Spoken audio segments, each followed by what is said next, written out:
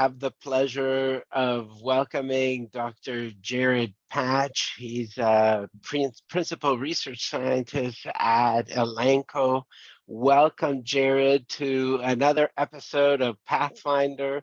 My name is Tommy Source. I'm the assistant director of the Purdue Institute of Inflammation, Immunology and Infectious Disease.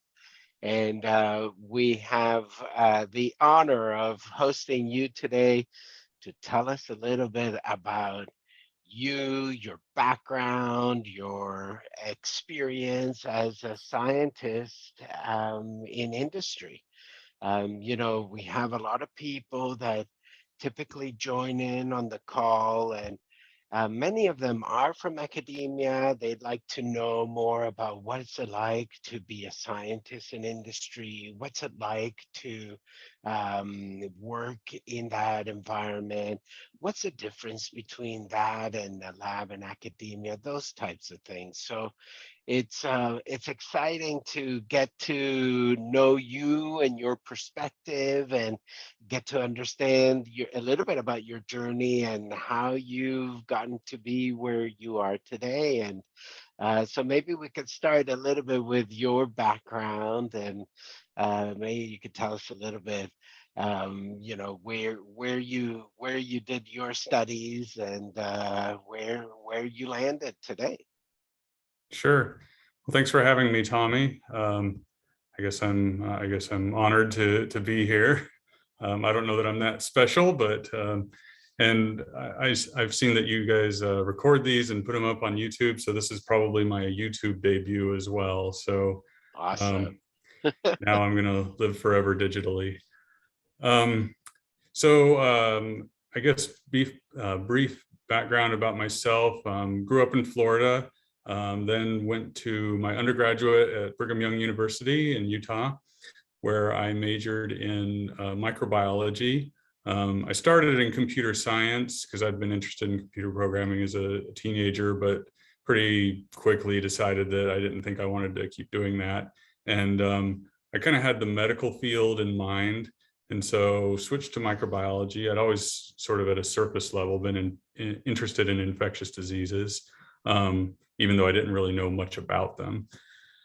I guess my intention was to go to medical school, and so I did the stuff that you need to do to apply to medical school, and didn't have any success getting in, and probably should have studied a little harder my organic chemistry. I was trying to decide what to do next, and whether to just work for a year and reapply or what. But that last year in college in my microbiology major was where I got the exposure to actual medical microbiology and virology. And I was pretty, I thought the virology was pretty interesting. I was looking around at what to do, and I saw a advertisement for a new program at Uniform Services University in emerging infectious diseases. Where is that, Jared? Uniform Services University. So a lot of people have never heard of it, but it's the military's medical school, and it's located in Bethesda, Maryland, right across the street from the National Institutes of Health, actually. It used to be, back then it was the Navy Medical Campus, and now it's the new Walter Reed campus. Okay. So I thought that would be pretty cool. And I ultimately applied and was accepted. And so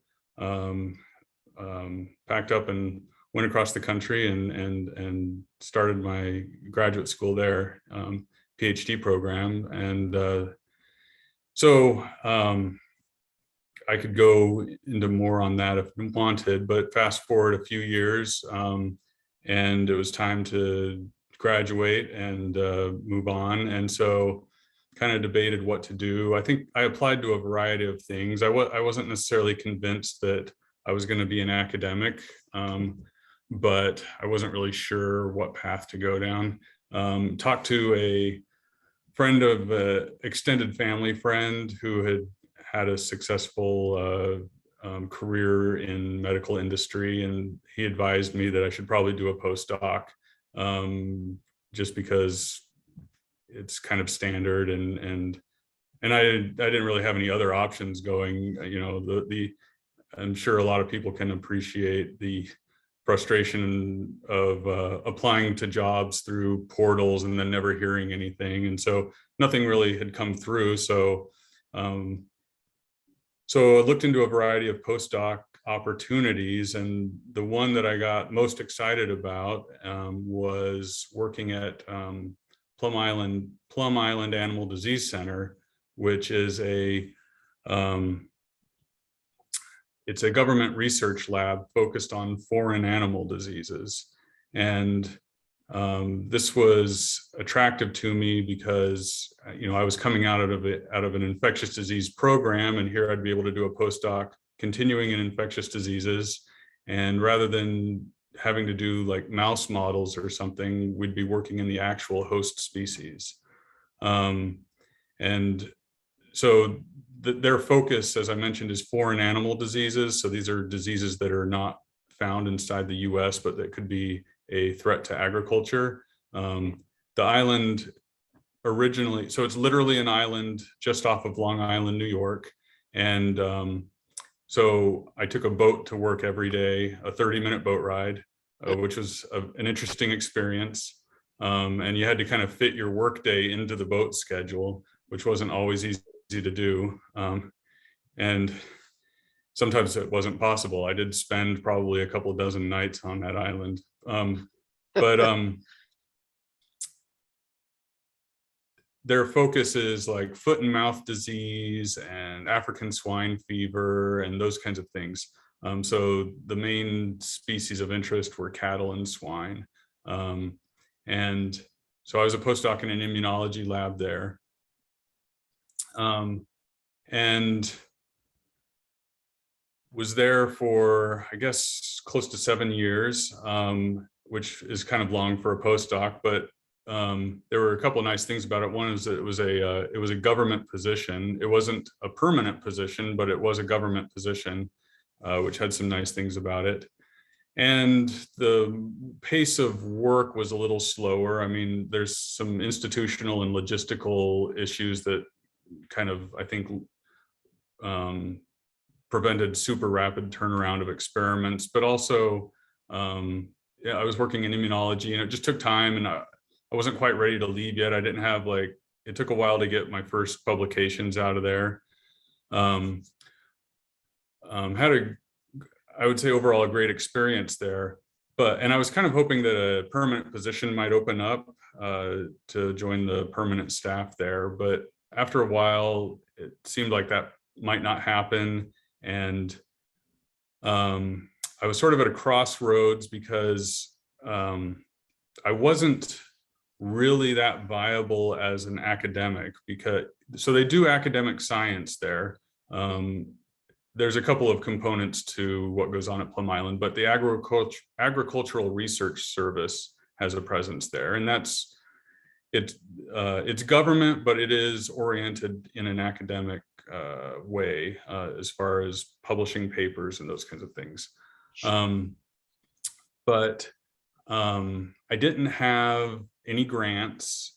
There wasn't really a way for me to apply to get any grants. Trying to translate the research I'd been doing there to somewhere else was going to be difficult. First of all, foot and mouth disease virus itself can't be worked on anywhere else other than Plum Island. As an aside, I should say that's about to change soon because the government is building a new research facility in Manhattan, Kansas, or it's in process of being built. I'm not exactly sure what the status is there. I mean, I know it's partially built, but they're going to move everything that was being done at Plum Island to that new facility, and then Plum Island will be sold or left as a wildlife preserve. I'm not sure what the latest thinking on that is. But anyway, so I wasn't going to be able to directly do what I'd been doing at Plum Island. And I might have been able to work around that, but then like my work had been done in cattle and swine, and there just weren't a lot of universities that could handle research in cattle and swine that way. So, and also I should say that this was coming not too long after the 2008 financial crisis, which fortunately that hit while I was a postdoc there, so I was kind of protected from it. But even into the early 2010 to 2014 range. 2014 is when I left there. Every week you would look in Nature and Science and see articles about the dismal funding landscape and the dismal academic landscape. So to me, the writing was just on the wall that this wasn't going to happen. I did apply to a few faculty positions and didn't get any nibbles there, and so pretty quickly came to the decision that like I was going to have to go either into industry in the sort of same line of work, or I was going to have to find something else science related, probably. But when you're looking for a job, you're sort of at the mercy of who will show interest in hiring you. Yes, totally. So for about a year, I was applying to jobs, and I had one interview with a in the animal health business, but that ultimately didn't go anywhere. And then eventually was able to have success with Elanco. And at the time, Elanco was hiring a lot of people to work on animal vaccines. So I was able to, apply, get some interest there, and then ultimately offered a job. And then, of course, as soon as I accepted the job, a couple of other things kind of came out of the woodwork. And no doubt. I was like, well, it's too late, but like, where were you before, Right. That always happens. It always happens. It was probably you, not the opportunities. But tell me, Jared, what do you think was what made the difference for you to get the job with Elanco, whereas the other doors that you knocked on didn't really pan out? What did you think? Did you change something about your interview process? Did you change something about how you prepared for the interview or anything like that? I can't really think of anything that I changed. Well, so the first interview that I had was a phone interview, and then that was the extent of it. And I think they were looking for somebody with maybe a little more experience. And this is kind of the challenge of industry sometimes, of like trying to get from academia into industry. A lot of times they want somebody who already has some industry experience. It's like, well, how do I get industry experience until I get industry experience? Yes. Right. Otherwise, it was really pretty quiet. And so I didn't really change much, I think. But after that first phone interview, I mean, I remember talking to a few people in my network that helped to prep me for my interview and gave me a lot of advice about, about how to approach that. And so I think that was helpful. And also, I think it was just, sort of lucky circumstances. Elanco was looking for people who worked on vaccines to work on vaccines. It's an animal health company, and I was coming out of an animal health oriented lab. So, when I tell my career story as it exists today, anyway, it makes logical sense that I would go from A to B to C. Sure. But what that doesn't capture is that at each point, it was not necessarily obvious that the next one is where I would go, and I could and I was having to apply to multiple directions because you got to find something. So if I were applying to a job, do you remember any of these tidbits of prep that your friends and network your friends within your network helped you to prepare for the interview? Well, I think it helps. One thing is to practice interviewing with somebody. And it's not something fun to do. I mean, I think maybe I can relate this to people. So I assume most of the audience here are probably graduate students. And you have to give a presentation about your work. And you might think in your mind like, oh yeah, I can tell the story of my work. You put your PowerPoint together and you're like, yeah, no problem. But if you don't practice it, you get up in front of your audience and you end up like fumbling over your words and talking yourself into little cul-de-sacs. And so you got to practice it so that like it gets more smooth. There's something similar to that with interviewing as well. And, trying, one of the people that I talked to gave me kind of a list of interview questions to look through. And because, there can be some off the wall questions that, you just want to be as prepared as possible for, and some questions are, there's questions out there that in some ways aren't fair, but like, so like, what's your biggest weakness? Like, Yes. I'm Yes. dumb and I'm lazy. What do you want to know? Yeah. Like, so you, so you want to have like, a decent answer to that, that you think that you can direct in a productive way. So practicing with somebody interviewing, I think is helpful. There's the concept of, the acronym is STAR. I can't remember what all the pieces are, but basically where you're telling someone will say like, well, tell me about an experience where you faced this. And so like, you want to try to like give them the setup of the story and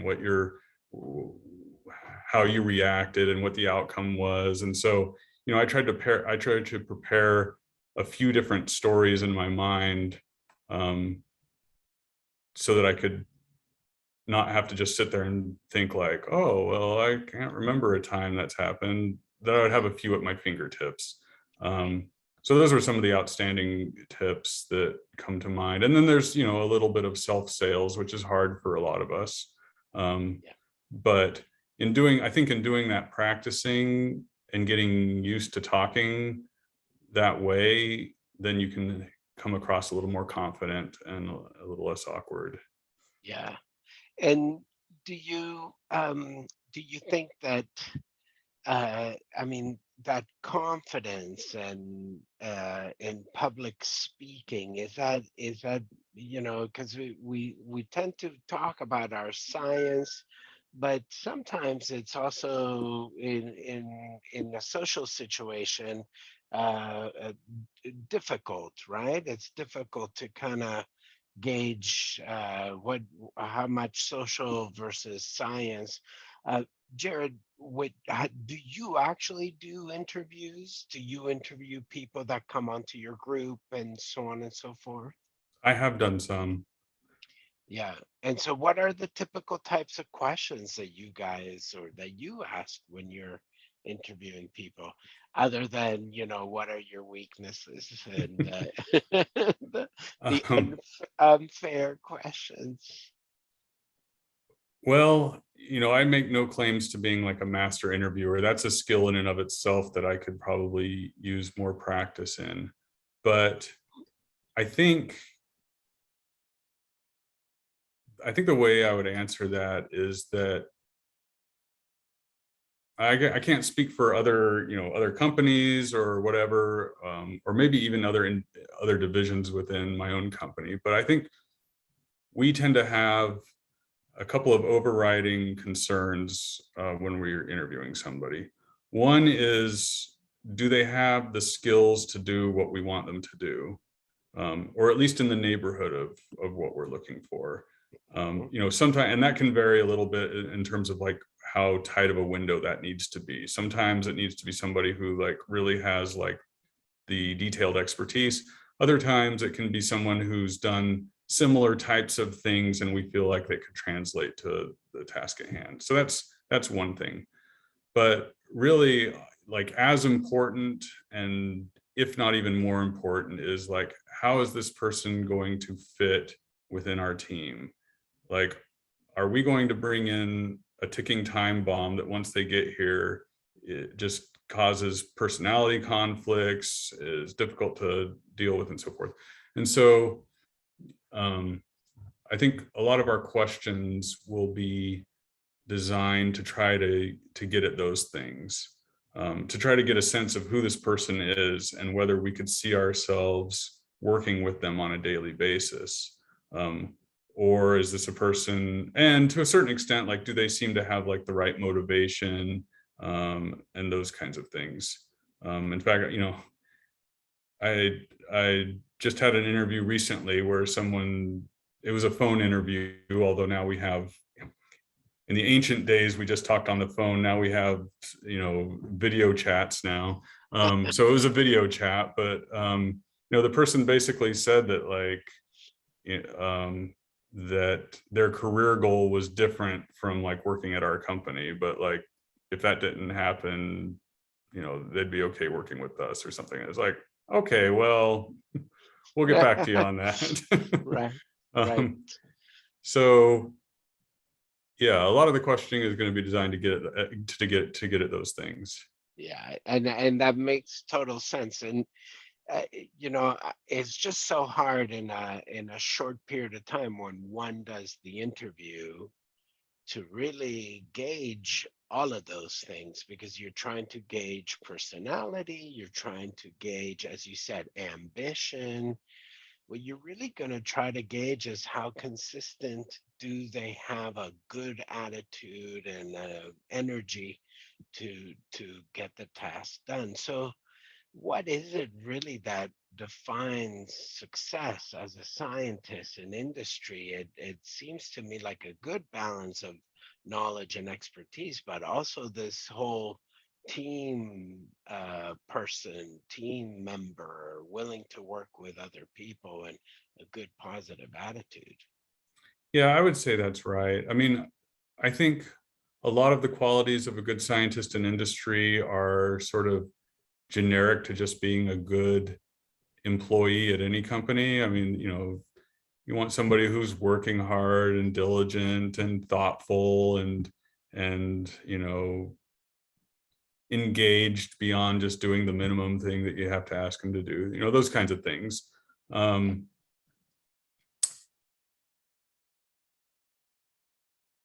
But the teamwork piece is very important.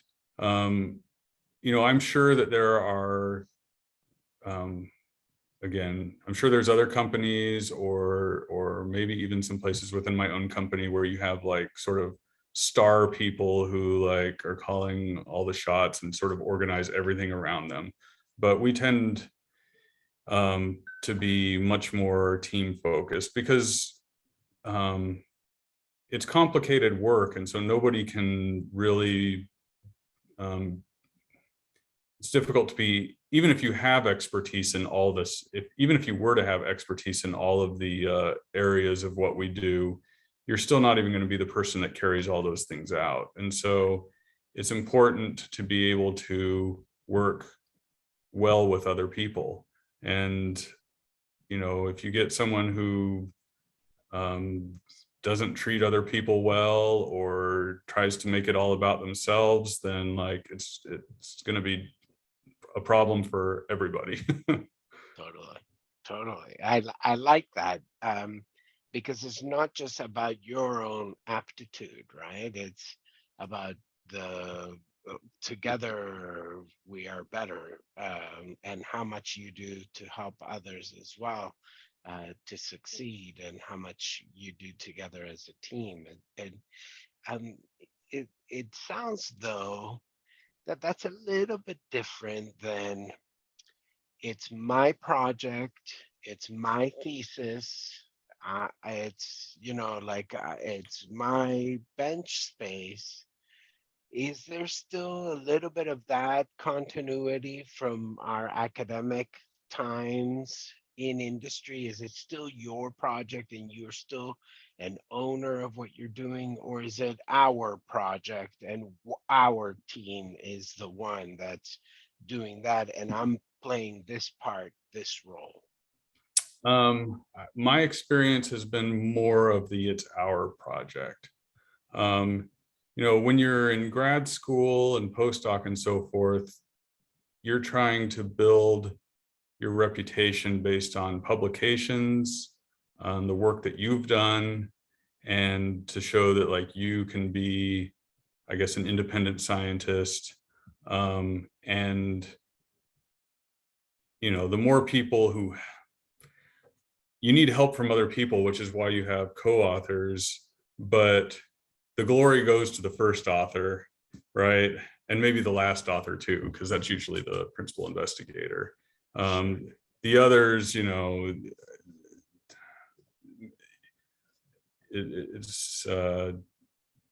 it's great to have co-authorship, but it's preferred to have first authorship. And the way you do that is by being the one who's doing most of the work on it. And Right.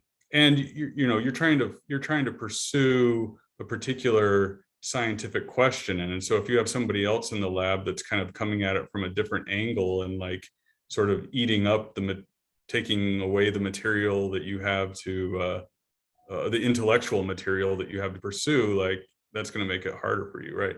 So you're more incentivized to be a little more territorial about what you're working on.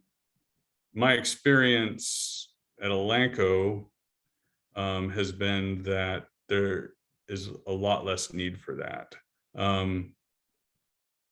There's recognition that all of the work here is done by teams. And so, when it comes to promotions, now at Elanco, so we used to be, Elanco until a few years ago was part of Eli Lilly.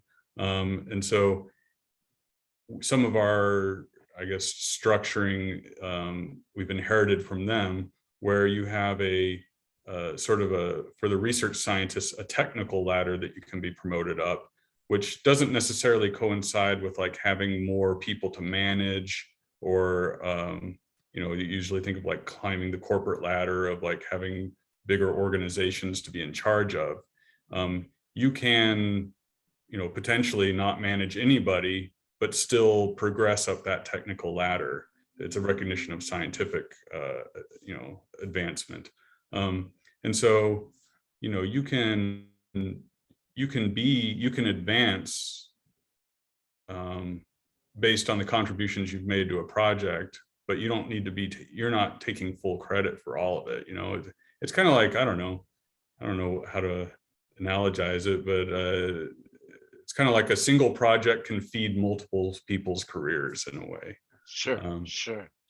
Yeah, I mean, it's like a sport, right? It's a team sport. There are some champs, there are some superstars, but it's typically the team that wins the championship, type of thing, right?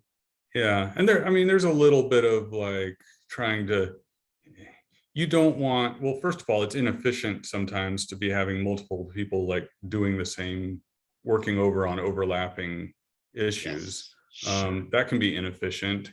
And, people and scientists, maybe people in general, but scientists in particular, tend to want to have a sense of ownership over intellectual input and effort and so forth. And so, if you put people on projects that are too adjacent or too overlapping, you may demotivate them. So you need a little bit of space, but it's not like academic arena. So, what, since you've started, and you seem to have had a very diverse experience, Plum Island, very different than really any university academia experience. But you know, what do you think has been the best advice that you've gotten since you arrived in industry, in your maybe not even your current position, but where you were when you landed, and what you've gotten up to now? Um, I've picked up a variety of things over the years. I don't have that many memories of people like saying, let me give you some advice, and like having that really stick with me. But I Yes. think, as I thought about this a little bit, I think one of the things I picked up, probably people have said it, I've probably read it in books too, is something along the lines of, you could phrase it in a number of different formulations, I think, but I guess the essence is like, don't run away from challenges, run towards them. And that makes it sound like I'm like a person that's huge into like personal goals and achievement and stuff, and I'm not really. But what I'm getting at, I think, is that it's easy to think like, okay, like these tasks are my job and that's what I need to do, and anything else that like impinges on my time is distracting me from doing my work and getting it done. And if you have to have a balance, because you ultimately do have to say no to some things, otherwise you really won't get the work done that you need to. But at the same time, opportunities can arise in unexpected ways. Doing things that may seem inconvenient in the long run can be beneficial, both to just personally or professionally. And some examples might be, that there's like, well, an example for me is serving on a due diligence team, for example. So companies looking at some asset or another company, and should we acquire this or do a deal with them? And so they set up a team that has, represents various parts of the company to look into this and do an evaluation and decide and make recommendations as to whether management should pursue this or not. Sure. Those can be like kind of a pain in the neck. I mean, I haven't done a lot of them, but I've done a couple of them now, and like they're kind of fast moving. They'll dump a lot of documents on you, and like you're supposed to comb through it and try to assess and so forth. Like it's a pain. And so from one standpoint, it's like, you could easily say like, I don't want to be involved with that because that's distracting me from my day job. Right. But there's side benefits to that. You get to network with other people within the company that you might not have met otherwise. You get to see how people think in a business evaluation context. And so there's like personal, I guess, learning that can come from that. And, should I ever have to, one day apply to another job, I can say like, I've participated in these kinds of things, and that adds to my resume, as opposed to just saying like, well, I do my one job really well. And so it adds breadth. One other thing that I'll cite, I guess, is that several years ago, I had the opportunity to do like a mini MBA program through IU's Kelly School. Which, fortunately, the company was willing to, help fund. When that opportunity arose, it's like, well, I'm going to be taking on, 15 hours of extra work in the week to be able to complete this, and again, I could have taken the view that like, well, that's distracting me from my work. But in reality, in doing that, I'm adding to my value, I'm adding to my resume. So I guess taking on challenges, even though we may have a naturally predisposition to avoid them, to keep our life simple, to avoid hassle. I mean, I promise you, I have those tendencies. Sometimes I have to like logically tell myself, look, this will be good for you. Just do it. Just do it. Just do it.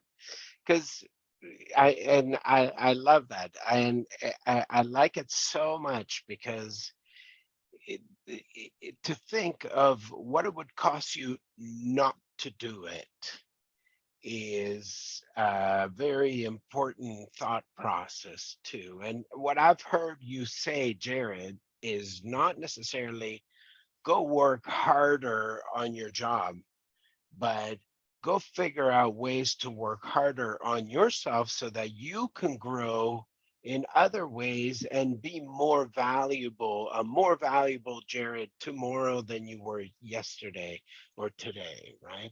Yeah, that's Um, right. And also eh, you may find that you may discover new interests that way as well. I mean, total. and in that mini MBA thing that I did, I took corporate finance, and like I found out that I think finance is pretty interesting. I haven't Yeah, had a chance. I'm still in my same role as a scientist right now, and so I don't use it in an active way. But like, my that's added something to my life. yeah. Um, it seems like I had another thought about what you were talking about, but it lost me. But if it comes back, I'll bring it up. So, I mean, and it seems like, okay, so don't run away from your challenges, meet them head on and go take them, even see them as an opportunity to grow personally, right? Right. And I mean, the lesson that I'm taking from what you're saying is also this, that you need to spend as much time on your job as you do on yourself and your own personal growth to bring up your aptitude, bring up your value, and what you can put forward. I think that's also in academia, that's also a great suggestion, meaning that no matter where you go, whether you're in industry or in academia, if you show people that you are willing to learn and that you are learning and you're picking up a new skill, that you can bring value to your lab, that you can bring value to others. I remember I was pretty good at statistics, and so I help people with their experimental design so that we could figure out what's the stats at the end, and we could uh, and so on and so forth. So that I remember, oh, that was really good because people would come to me and we would talk about their experiments. So I got to participate and learn a lot about what was happening and different types of sciences and scientists too, right? um, it, this team and building on projects, how frequently does your team change? And let's say, you had this opportunity to do this, looking at the different companies that you may or may not invest in. That's a different team and you got that exposure. How different is your day to day with your different teams? And is it do you have your own lab team and that's your regular, and then there are these other opportunities to do this other work with other teams? Well,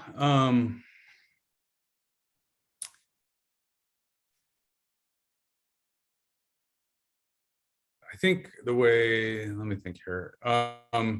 We have our lab team, but we have like a variety of projects that we've sort of, um, you know, divided amongst ourselves. And so I have kind of like some primary projects that I'm working on.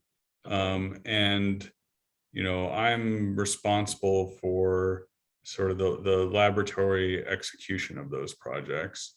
So I guess that's maybe sort of the base. But then each project is going to have a team of people working on it, because it's not just about the lab work. So maybe I should back up and say that I work on animal vaccines, on the early discovery part of it. Hmm. But the licensure process of a vaccine, takes a number of years, and there's a lot of different components or facets to it. And so as that project is moving through its progression, there's going to be a team of people who kind of represent those different facets coming together and on a fairly regular basis to update each other and troubleshoot strategy, et cetera, et cetera. So, there's sort of my base team of the people who I, sit near and see in the lab every day and maybe working with, but then there's like these other players that I meet with regularly, who are sort of an extended team formed around different projects. So, you find yourself as a member of a variety of different teams at the same time. And tell me something, it must be so exciting to see something that you've developed and watch it progress through this pipeline. Is that something that you would miss most if you weren't working in industry today? Is to watch that progression, watch that application come to life, come to a commercialization route? I mean, I think that it is exciting, although nothing I've worked on has like gotten all the way through yet. So I don't have like that ultimate satisfaction, shall we say, of saying like that product is mine, but hopefully eventually I'll have that. I think what I would probably miss more is more of the collaborative environment if I weren't in industry. Kind of going back to what we were talking about academia, where it tends to be a little more territorial of like, this is my work, et cetera. I enjoy the collaborative effort of industry. And what do you miss most about academia that you don't have now?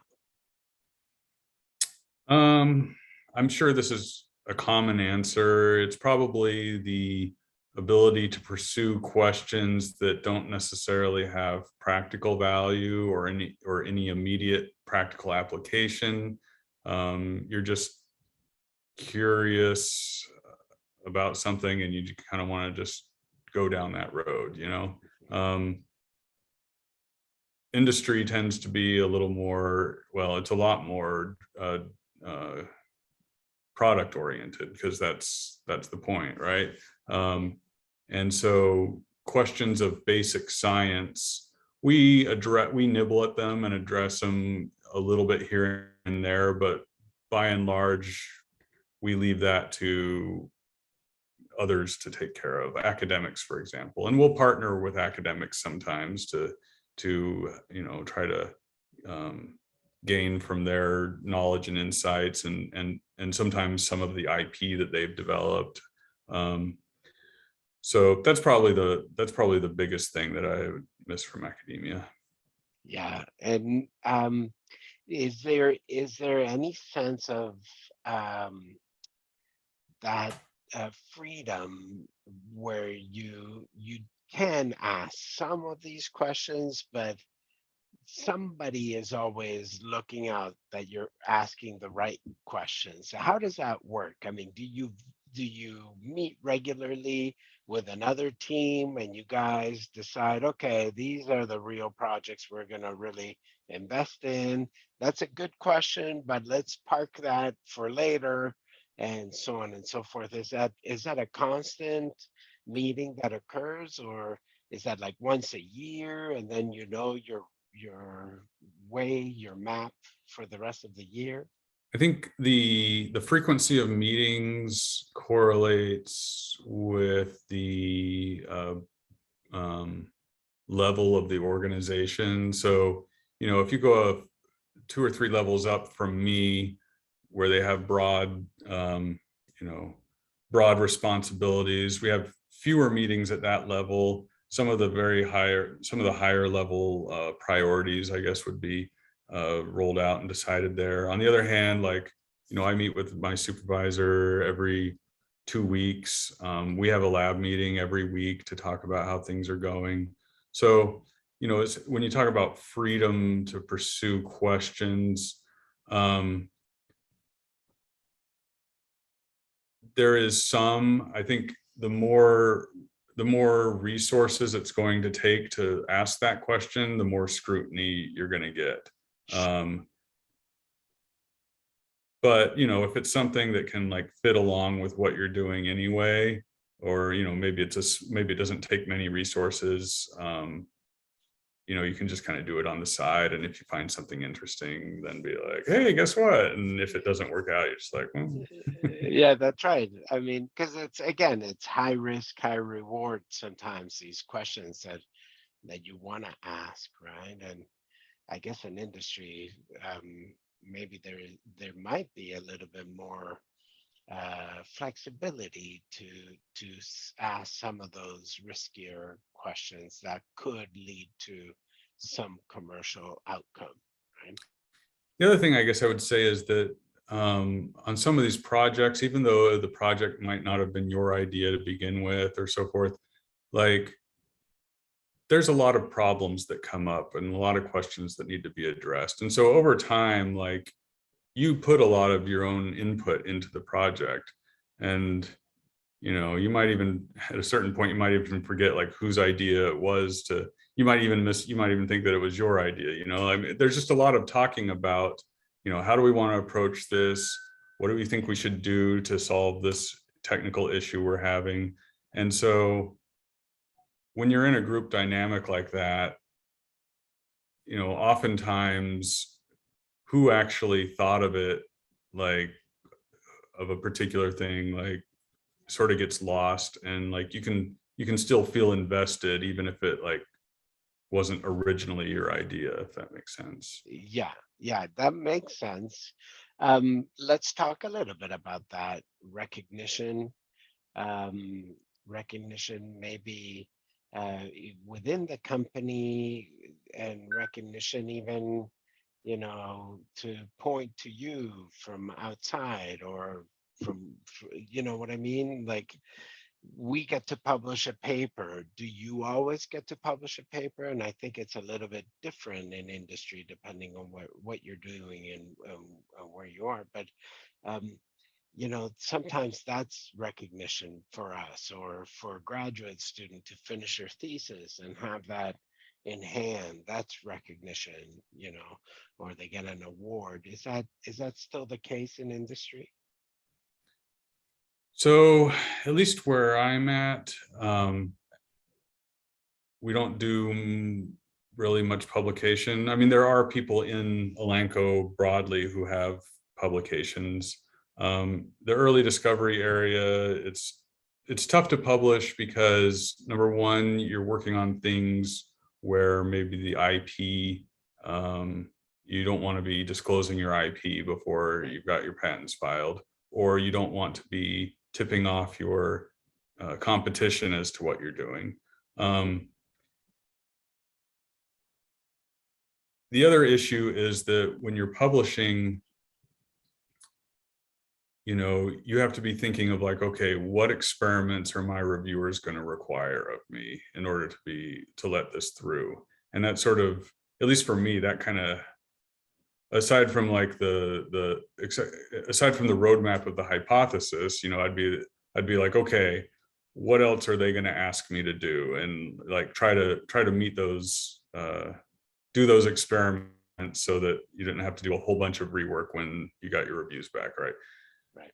That would become like a big distraction Hmm. in the context in which I work. You know, I mean, back to the, you know, I've got my job and the other things. Like, I think for me personally, if I was trying to be a first author paper on something, it would just be a big distraction. Sure.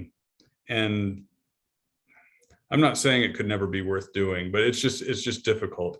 I think some of the publications happen more through either collaborations with outside academics. I know of people who have been able to get their names on papers that way.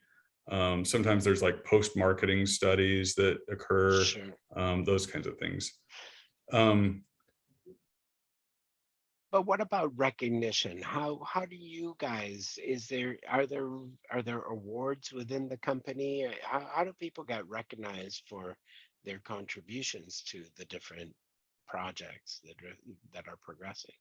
yeah, so I guess that could take a few different forms.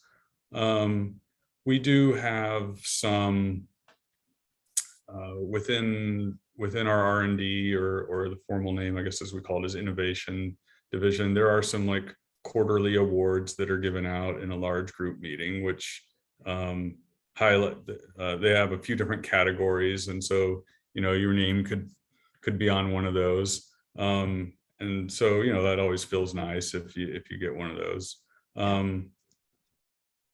Another form of recognition, I guess, would be